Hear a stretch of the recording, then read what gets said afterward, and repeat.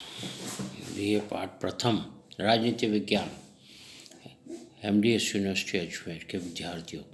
मैं doctor Gabriel Khan से आचार्य राजनीति विज्ञान राजकीय महाविद्यालय अजमेर। हमारा जो विषय था वो था दयानंद सरस्वती के सामाजिक दर्शन। दयानंद सरस्वती का सामाजिक दर्शन, इसमें हमने 2 पॉइंट कर लिए थे। पहला था आदर्श सामाजिक व्यवस्था के नैतिक आधार, आदर्श सामाजिक व्यवस्था के नैतिक आधार, और दूसरा था सामाजिक कुरीतियों और अंधविश्वासों का विरोध, सामाजिक कुरीतियों और अंधविश्वासों का विरोध। आज हम तीसरा पॉइंट करेंगे। तीसरा, स्त्रियों की स्वतंत्रता और गरिमा का समर्थन। स्त्रियों की स्वतंत्रता और गरिमा का समर्थन।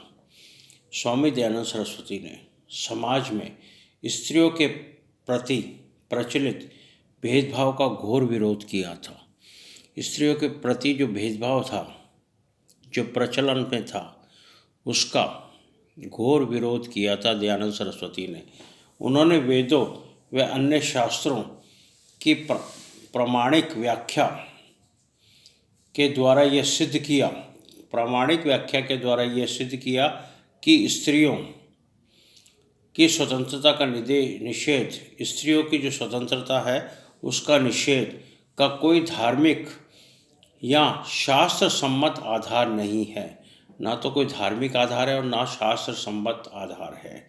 मतलब शास्त्र भी ये नहीं कहते कि स्त्रियों की स्वतंत्रता का हनन किया जाए, कोई वेद भी नहीं कहते कि स्त्रियों के स्वतंत्रता जो है उसको समाप्त किया जाए।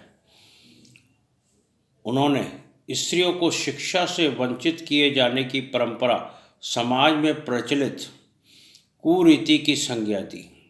स्त्रियों की शिक्षा से वंचित करना समाज में एक कुरीति है, समाज की एक कुरीति है कि स्त्रियों की शिक्षा से वंचित कर दो, ये समाज की कुरीति है। उन्होंने इसकी संज्ञा दी समाज की एक विकृति या कुरीति की। शिक्षा के संबंध में स्त्रियों के अधिकार तथा अन्य सामाजिक संदर्भों में उनकी स्वतंत्रता का समर्थन करने के साथ ही, स्वतंत्रता का समर्थन किया, उसके साथ ही दयानंद ने विवाह के संदर्भ में भी स्त्रियों के आत्मनिर्णय के अधिकार को मान्यता प्रदान की। विवाह के संबंध में भी स्त्रियों के जो आत्मनिर्णय का अधिकार है उसको मान्यता प्रदान की। किसने? दयानंद सरस्वती ने। उन्होंने कहा था कि पारिवारिक और सामाजिक जीवन में स्त्रियों के प्रति प्रतिष्ठापूर्ण व सम्मानपूर्ण दृष्टिकोण को महत्वपूर्ण माना जाए। उन्होंने कहा था कि समाज में, सामाजिक जीवन में स्त्रियों के प्रति प्रतिष्ठापूर्ण और सम्मानपूर्ण दृष्टिकोण होना चाहिए। और ये भी कहा था उन्होंने कि जिस समाज में स्त्रियों का सम्मान नहीं होता अथवा स्त्रियों के हितों की बात नहीं होती या हितों का संरक्षण नहीं होता, उसकी उन्नति नहीं हो सकती है। यदि समाज में स्त्रियों की जो सम्मान है उसका समर्थन नहीं होता, तो उसके हितों का संरक्षण नहीं होता स्त्रियों के, तो वह समाज उन्नति नहीं कर सकता है। इसी प्रकार दयानंद ने बहुविवाह प्रथा जो है, बहुविवाह प्रथा क्या थी? पुरुष एक पत्नी के होते हुए भी दूसरी शादी या तीसरी शादी कर लेता था।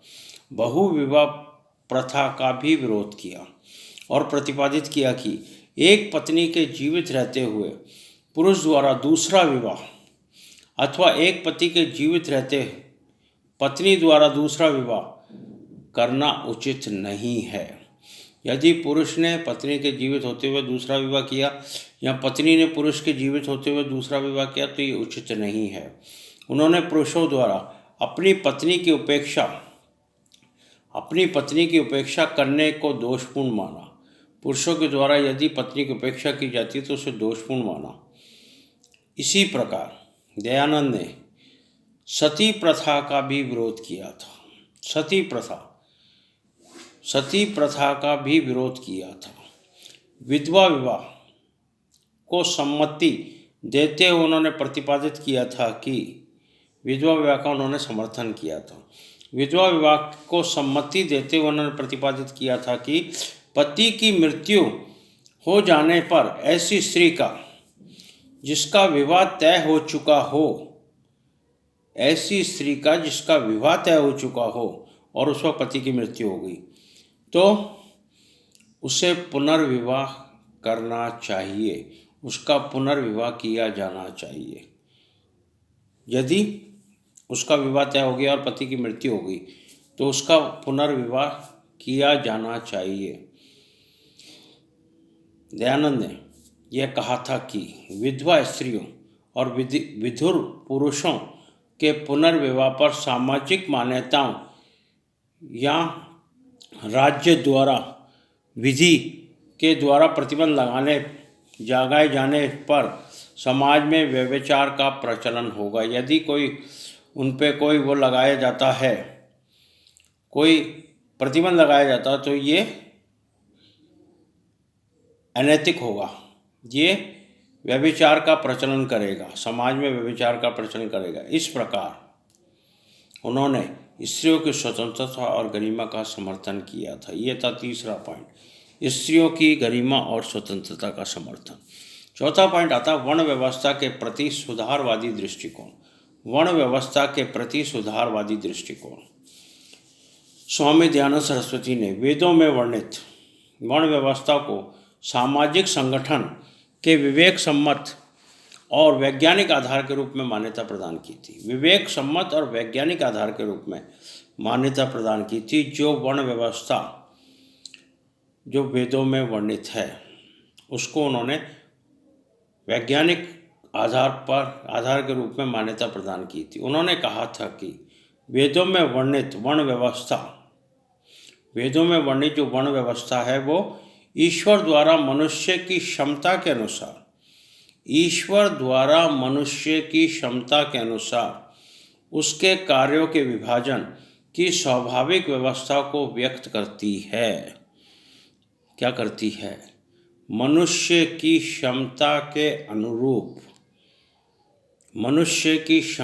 के अनुसार उसके कार्यों के विभाजन की स्वाभाविक व्यवस्था को व्यक्त करती है। कार्यों के विभाजन की स्वाभाविक व्यवस्था को व्यक्त करती है। दयानंद ने यह भी कहा था कि क्षमताओं के अनुरूप मनुष्य के कर्मों के विभाजन की इस व्यवस्था से मनुष्य मात्र की मूलभूत समानता का निषेध नहीं होता है। कार्यों के विभाजन से मनुष्य की मूलभूत जो समानता है उसका निषेध नहीं होता है, उसको ख़त्म नहीं किया जा सकता। दयानंद ने कहा था कि वेदों के अनुसार सभी वर्णों के सदस्य, जितने भी वर्ण हैं उनके सदस्य मूलतः मानव हैं। 4 वर्ण हैं वेदों में जो दिए गए वो 4 वर्ण हैं। और 4 वर्ण कौन कौन से? ब्राह्मण, क्षत्रिय, वैश्य व शूद्र। इन चारों वर्णों के सदस्य मूलतः मानव है, यह दयानंद सरस्वती का मानना था। मूलतः मानव है, अतः उनमें समानता है, उनमें सहज ही समानता है, दयानंद ने वर्ण व्यवस्था के नाम पर समाज में प्रचलित ऊंच नीच के भेदभावों तथा वर्ण व्यवस्था के विकृत स्वरूप क्या था? जाति प्रथा का घोर विरोध किया था, घोर निंदा की थी। उन्होंने जो विकृत स्वरूप है वर्ण व्यवस्था का, जाति प्रथा, उसकी निंदा की थी, उसका घोर विरोध किया था, उसकी निंदा की थी। उन्होंने इस बात का भी खंडन किया था कि व्यक्ति केवल जन्म के आधार पर किसी विशेष वर्ण की सदस्यता प्राप्त करता है। जन्म के आधार पर किसी विशेष वर्ण की सदस्यता प्राप्त करता है। उन्होंने कहा कि किसी विशेष वर्ण की सदस्यता मनुष्य अपनी क्षमताओं व गुणों के आधार पर अर्जित करता है और किसी विशेष वर्ण की सदस्यता मनुष्य क्या करता है? अपने क्षमताओं व गुणों के आधार पर अर्जित करता है। तो इसलिए ये जाति प्रथा का भेदभाव नहीं होना चाहिए, वर्ण व्यवस्था में भेदभाव नहीं होना चाहिए। दयानंद ने यह भी कहा था कि किसी भी वर्ण के माता पिता से उत्पन्न सभी व्यक्तियों किसी भी वर्ण से माता पिता से उत्पन्न सभी व्यक्तियों को समान रूप से शिक्षा के अवसर प्राप्त होना चाहिए। किसी भी वर्ण से पैदा हुआ हो उसे समान रूप से शिक्षा के अवसर प्राप्त होने चाहिए और उसकी क्षमताओं के आधार पर यह निर्धारित किया जाना चाहिए क्षमताओं के आधार पर यह निर्धारित किया जाना चाहिए कि वह किस वर्ण का सदस्य होगा। उसकी क्षमताओं को देखते हुए यह तय किया जाना चाहिए कि वह किस वर्ण का सदस्य होगा। उसके जन्म से उसकी वर्ण की सदस्यता तय नहीं होनी चाहिए। उसकी क्षमताओं के आधार पर उसके वर्ण की सदस्यता तय होनी चाहिए कि किस वर्ण का सदस्य रहेगा। ये था चौथा पॉइंट, वर्ण व्यवस्था के प्रति सुधारवादी दृष्टिकोण। अब लास्ट पॉइंट आता है आश्रम व्यवस्था का समर्थन। आश्रम व्यवस्था, दयानंद ने वेदों में वर्णित आश्रम व्यवस्था को आयु के अनुसार मानव जीवन को विभिन्न चरणों में विभाजित करने की सार्थक प्रणाली के रूप में मान्यता प्रदान की थी। वही मानते थे कि सार्थक प्रणाली है। चार आश्रमों में आयु के अनुसार मानव जीवन को विभाजित करना एक सार्थक प्रणाली माना था दयानंद सरस्वती ने। उन्होंने स्पष्ट किया था कि ब्रह्मचर्य, गृहस्थ, वानप्रस्थ और संन्यास, ये चार आश्रम में ब्रह्मचर्य, गृहस्थ, वानप्रस्थ और संन्यास के रूप में वर्णित चारों आश्रम आयु के अनुसार मनुष्य के जीवन की विभिन्न चरणों में उसकी प्रवृत्तियों के आधार पर उसके आचरण के चार पक्षों को व्यक्त करती है। आचरण के चार पक्षों को व्यक्त करती है आयु के अनुसार। कैसे? दयानंद के अनुसार ब्रह्मचर्य आश्रम मानव के निर्माण का चरण है। ब्रह्मचर्य आश्रम मानव के निर्माण का चरण है। पहला आश्रम जो है ब्रह्मचर्य आश्रम मानव के निर्माण का चरण है। इस आश्रम में रहते हुए मनुष्य अध्ययन, मनन और अभ्यास के द्वारा अपने व्यक्तित्व के निर्माण व चारित्रिक गुणों का विकास करता है। व्यक्तित्व का निर्माण करता है और चारित्रिक गुणों का विकास करता है।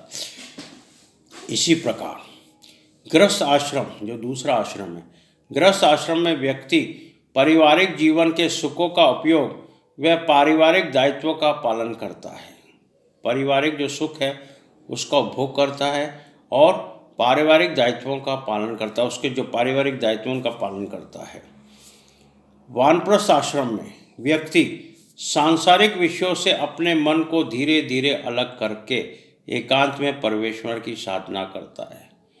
वानप्रस्थ आश्रम जो है उसमें व्यक्ति क्या करता है, धीरे धीरे अपने मन को अलग करके एकांत में परमेश्वर की साधना करता है। एकांत में जाकर परमेश्वर की साधना करता है। और आखिरी आश्रम, चौथा आश्रम, संन्यास आश्रम में व्यक्ति समस्त प्रकार की इच्छाओं से मुक्त होकर, जितनी भी इच्छाएं, समस्त प्रकार की इच्छाओं से मुक्त होकर जन कल्याण की भावना से लोगों को सत्य का उपदेश देने के लिए समर्पित हो जाता है। सत्य का उपदेश देने के लिए समर्पित हो जाता है। ये थे चार आश्रम जिनका दयानंद सरस्वती ने समर्थन किया था। ब्रह्मचर्य आश्रम, गृहस्थ आश्रम, वानप्रस्थ आश्रम और संन्यास आश्रम, ये चार प्रकार के आश्रम हैं जिसका उन्होंने समर्थन किया था। दयानंद का मानना था कि जीवन के विभिन्न चरणों में, जीवन के विभिन्न चरणों में विभिन्न आश्रमों में रहते हुए व्यक्ति धर्म, अर्थ, काम और मोक्ष के रूप में चारों पुरुषार्थों को सिद्ध कर सकता है। चारों पुरुषार्थ जो है उसको सिद्ध कर सकता है। इस प्रकार ये दयानंद का पांचवा पॉइंट, आश्रम व्यवस्था का समर्थन, उन्होंने आश्रम व्यवस्था का समर्थन किया था। ये था दयानंद सरस्वती का सामाजिक दर्शन। अब इसका कंक्लूजन, मूल्यांकन। दयानंद सरस्वती के सामाजिक दर्शन के विभिन्न पक्षों के विवेचन से स्पष्ट होता है कि उन्होंने न्यायनिष्ठ और समानता समानता युक्त सामाजिक जीवन की परिकल्पना की थी। समानता युक्त, जिसमें समानता हो, समानता युक्त सामाजिक व्यवस्था की परिकल्पना की थी। उन्होंने आदर्श सामाजिक व्यवस्था के संगठन और संचालन के लिए विवेक सम्मत और वैज्ञानिक आधारों का प्रतिपादन किया था। विवेक सम्मत और वैज्ञानिक आधारों का प्रतिपादन किया था और इसके साथ ही सामाजिक अन्याय के प्रचलित आधारों का प्रतिपादन किया और साथ ही सामाजिक अन्याय के प्रचलित स्वरूपों, विवेकहीन परंपराओं और अंधविश्वासों पर दृढ़तापूर्वक प्रहार किए। किसके पर प्रहार किया? सामाजिक अन्याय के प्रचलित स्वरूपों, विवेकहीन परंपराओं और अंधविश्वासों पर दृढ़तापूर्वक प्रहार किए। इसलिए भारत के समाज सुधार आंदोलन के प्रमुख सूत्रधार के रूप में दयानंद के महत्व को समझा जा सकता है। किसके? भारत में समाज सुधार के प्रमुख सूत्रधार के रूप में दयानंद के महत्व को समझा जा सकता है। दयानंद का महत्व था, दयानंद को प्रमुख सूत्रधार माना गया। ये था इसका कंक्लूजन, मूल्यांकन। कल हम करेंगे दयानंद के धार्मिक विचार।